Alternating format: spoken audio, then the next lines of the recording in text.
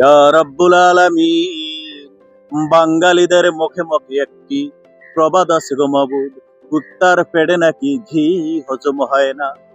ইয়া রাব্বুল আলামিন, এই কথা বলার কারণ হলো আমরা এত অধম গো মাবুদ, এত বড় পোড়া কপাইলা, এত বড় বেক্কেল তুমি দান করেছিলে বাংলার জমিতে বিশ্ব ইস্তেমা।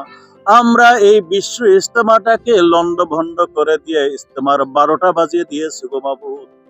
আমরা এত বড় বেক্কেল, বিশ্বের নানান জায়গা থেকে বিশ্ব ইস্তেমার সুফল নিয়ে যায়, আর আমরা পুরা কপাইল্লা বাঙালিরা বাংলাদেশে থাইকা বিশ্ব ইস্তেমাকে বুঝলাম না।